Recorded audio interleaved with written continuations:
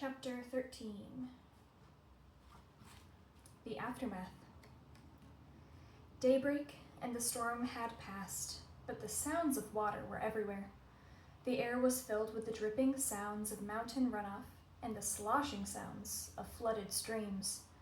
And then came a very different sound.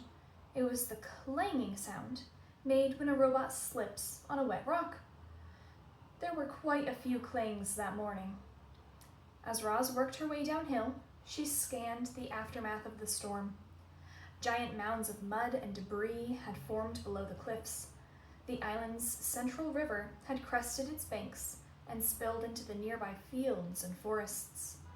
Some trees had been uprooted, others were submerged, their upper branches barely poking above the floodwaters, their lower branches swarming with fish instead of birds. After such a storm, you might expect to see animal corpses scattered among all the devastation, but the animals seemed to have survived just fine. Somehow they had known the storm was coming, and they had found shelter long before it rolled in. Lowland creatures who had sought refuge on higher ground were waiting patiently for the water to recede.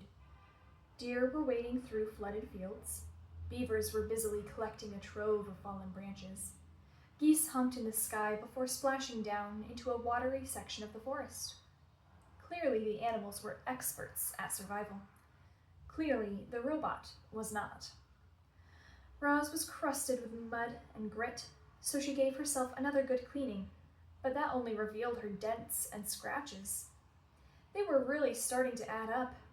She hardly resembled the perfect robot who had appeared on the shore just a week earlier. The wilderness was taking a toll on poor Roz, so she felt something like relief when she spotted the quiet hole on the side of the mountain. It looked like a safe place for a robot. She stomped across the hillside and up to the cave, but never stopped to wonder what might be lurking within.